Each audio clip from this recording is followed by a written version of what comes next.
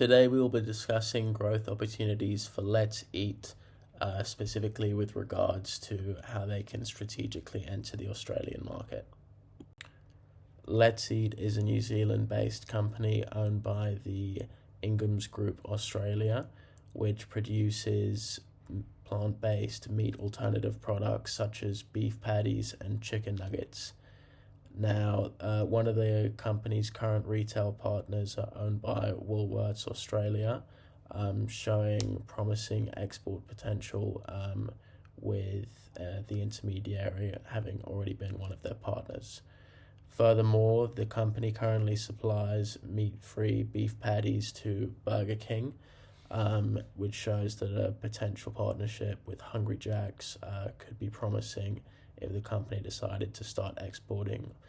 Furthermore, with regards to a potential expansion, Ingram's Group is currently having strong liquidity with $282 billion in holdings, which means that it's more than equipped for Let's Eat's potential expansion.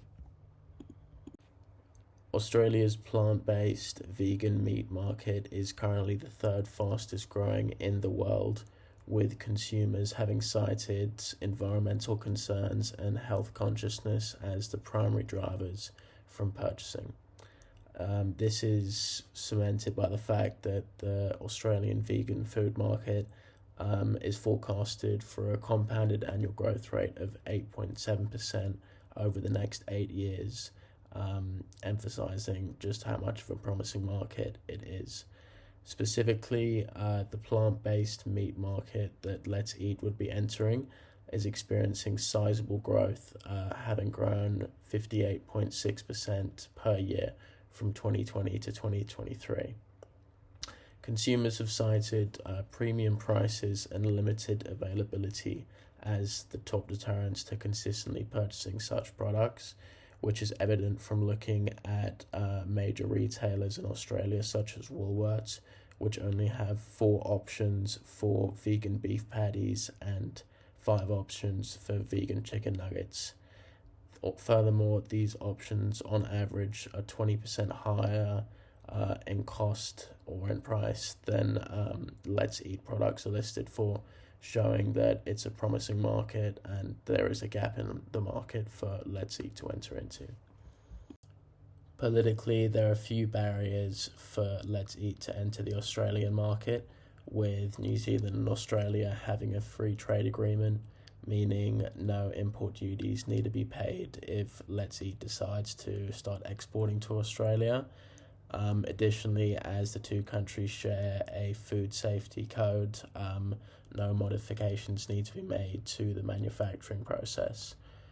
However, there are incentives for Let's Eat to move their manufacturing processes to Australia, with the country having several initiatives for innovative manufacturing processes, particularly regarding alternative proteins, with the Modern Manufacturing Initiative compensating up to 50% of investments made, as well as the $2 billion Breakthrough Victoria Fund.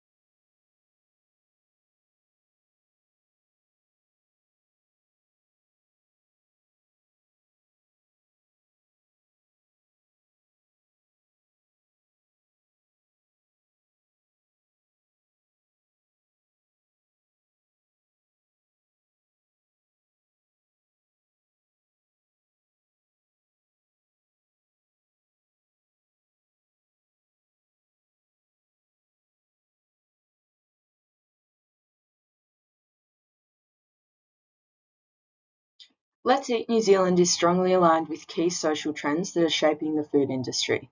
Firstly, there is a growing focus on health and wellness, with many consumers actively avoiding saturated fats, cholesterol, and processed meat. Let's Eat New Zealand responds to this with products that are high in protein and low in saturated fat, which is perfect for health-conscious buyers. In addition to health, there is a rising emphasis on sustainability and ethical consumption. Consumers are increasingly making choices based on environmental values.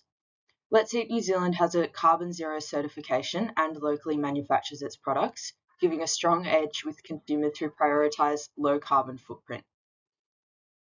Another major factor is the rise of busy urban lifestyles, particularly in dual income households. This shift increases demand for convenient meal solutions. Frozen, ready to cook, plant based options are ideally suited for these fast paced consumers. Finally, social validation plays a critical role. Food trends and reviews circulate rapidly on social media, and Let's Eat New Zealand leverages this with digital campaigns and influencer partnerships. Technology is central to Let's Eat New Zealand's success in the plant-based sector. The company uses advanced processing methods to replicate the texture and taste of meat using pea and wheat proteins. This appeals to flexitarians, those trying to reduce meat without giving it up entirely, by offering a familiar sensory experience. Let's Eat New Zealand is constantly evolving, testing new coatings like tempura and flaked pea crumb, and launching fresh flavours. This commitment to staying ahead of trends is crucial in the rapidly growing plant-based market. The company also takes sustainability seriously, using technology to measure and offset its carbon footprint. This includes everything from ingredient sourcing to product delivery and has earned them a net carbon zero certification. Digital technology is also used effectively for brand engagement. Let's Eat New Zealand has a strong online presence and uses digital marketing to reach health conscious consumers. While supermarkets remain its main channel, the rise of e commerce means digital grocery ordering is becoming more important. On the back end, local production and modern supply chain systems ensure high quality, safety, and quick market responsiveness. Hi, my name is AJ, and I will be presenting the legal and environmental external factors for Let's Eat NZ's assessment. Based on a detailed analysis of Australia's external legal environment, expanding Let's Eat NZ into the Australian market presents a strategically sound opportunity. The 2024 and 2025 Australian federal budget demonstrates strong government support, with 1.5 million allocated to improve labelling clarity for plant-based and alternative proteins, reduce consumer confusion, and ensure evidence-based standards. Australia's regulatory landscape is led by Food Standards Australia New Zealand, which applies a science-based, risk-proportionate framework that aligns with international standards. Through FSANZ and DAFF, novel foods like Let's Eat NZ's follow clear approval pathways, including pre-market assessments for safety and labeling. Importation and exportation of plant-based products are equally well regulated under the Biosecurity Act 2015 and the Export Control Act, providing certainty for cross-border operations. Overall, Australia's food regulation system is transparent, pro-innovation, and strongly aligned with Let's Eat NZ's values of safety, integrity, and consumer trust, making it an ideal environment for market expansion. I will now speak about the environmental factors.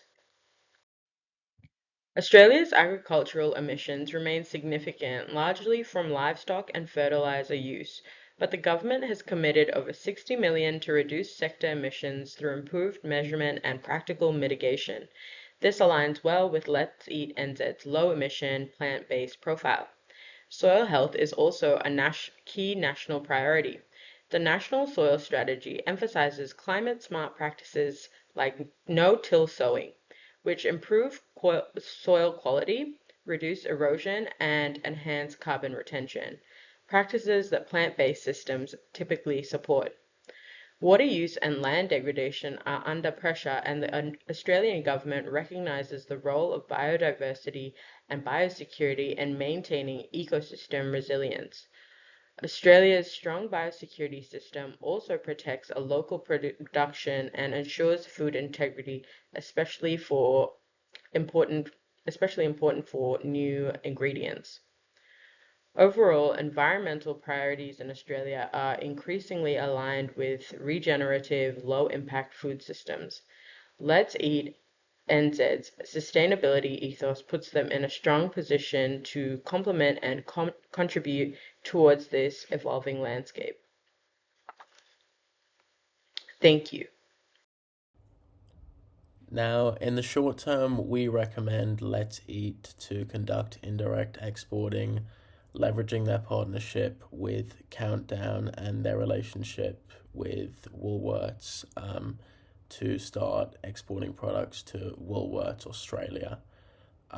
This would allow the company to utilize Woolworths distribution channels and market share within the Australian consumer market, giving broad access to their products. This requires minimal capital investment, reducing the financial risk associated with the expansion.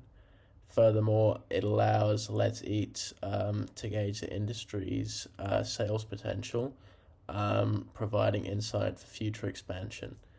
Given that the expansion is successful, we would recommend contract manufacturing to be conducted, again requiring minimal capital investment, but allowing Let's Eat to utilize the government incentives provided for Australian food manufacturers, thereby reducing the distribution costs as well as reducing fixed costs.